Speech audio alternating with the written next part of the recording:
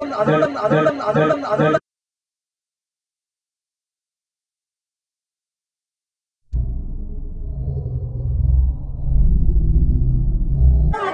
அதே போலதான் ஒரு சிறு துள்ளியாக இருப்பது பங்கு.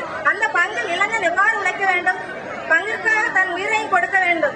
இன்றைய ஆண்டு நாம் கொண்டாடுவது இளைஞர்கள் ஆண்டு. ஆகவே இளைஞர்கள் மாபெரும் சபை, மாபெரும் கொடை, இறைவனால் நமக்கு தரப்பட்ட கொடை. அதை உணர்ந்தாய் அவன் மாறுகிறான். அவன் உடலிலும் உள்ளத்திலும் சமுதாயத்திலும் மன ரீதி அளவில் அவன் மாற்றத்தை ஏற்படுத்துகிறான். இளைஞனின் இளமை பருவம் என்பது 15 முதல் 30 வயது வரை உள்ள பருவத்தை குறிப்பிட்டு காட்டுகிறது. மது அருந்தாத ஆண்கள் உண்டோ என்று கூறும் இந்த நாட்டிலே பீர் குடிக்காத பெண்கள் உண்டோ என்னும் கருத்து இப்போது நிலவுகிறது.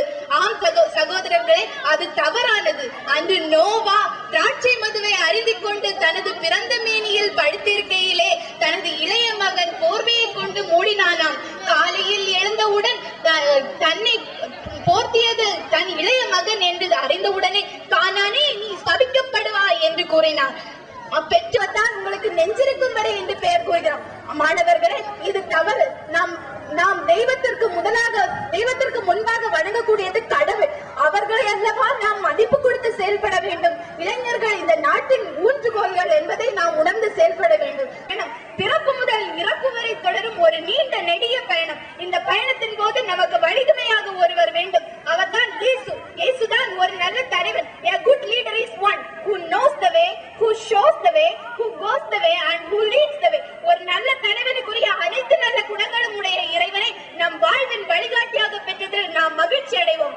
சொல் சொல் என்கிறது மனம், என்னை செல் செல் என்கிறது நடுவர் அவர்களின் பார்வை.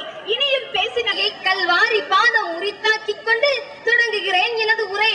முத்தமிழ் வித்தகராம் நல்லோராகிய நடுவர் அவர்களே, புதுப்பெரும் புலமையில் வல்லவர்களாகிய தலைவர் அவர்களே, ஆண்டோர்களே, சான்றோர்களே, என்னை போன்றவர்களே, உங்கள் அனைவருக்கும் எனது முதற்கண் பணிவான வணக்கங்கள். நான் இங்கே உரையாற்ற எனக்கு கொடுக்கப்பட்ட தலைப்பு பங்கின் வளர்ச்சியில் இளைஞர்களின் பங்கு. ஆம், பங்கின் வளர்ச்சியில் இளைஞர்களின் பங்கு என்பதை பற்றி ஒரு சில வார்த்தைகளை உங்களிடம் கூறலாம் என விழைகின்றேன். இன்று நமது நாட்டில் வறுமை கோட்டிற்கு கீழ் வாழும் மக்கள் முதல் இந்தியாவின் குடியரசுத் தலைவராவது உண்டா? உனது கட்டை விரலை விடவும் குட்டையானதாம் இமயமலை. அந்த இளைஞர்கள் இன்று நம்ம சமுதாயத்தில் செய்யும் நன்மைகள் ஒன்றா இரண்டா? அந்த இளைஞர்களை பற்றி பேசுவதற்கு எனக்கு தந்ததோ வெறும் 5 மணித்துளிகள். ஒன்றா இரண்டா உதவிகள் செய்கிறார்கள். தங்கள் உயிரையே பணைய வைத்து உதவி செய்கிறார்கள். அப்படி வாழும் இளைஞர்கள் பங்குக்கு நன்மையை தவிர தீமை செய்வதில்லை.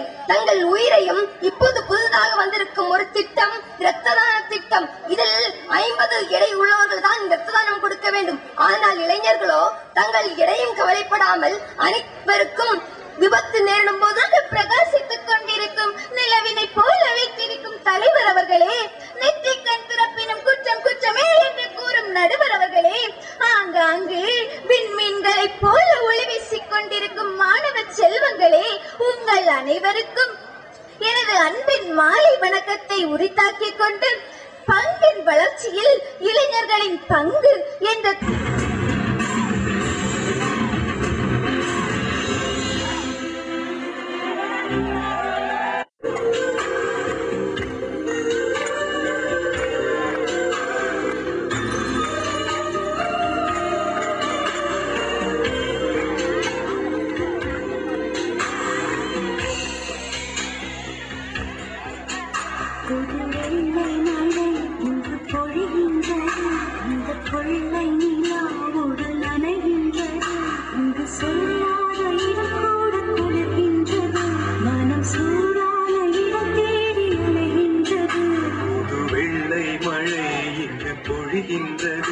இந்த கொள்ளை நிலா உடல் நனைகின்றது.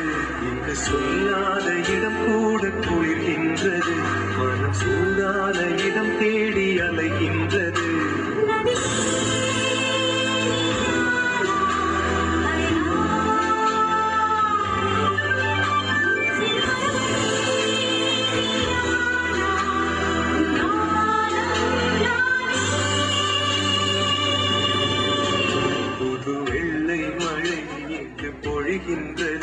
இந்த கொள்ளை நிலா உடல்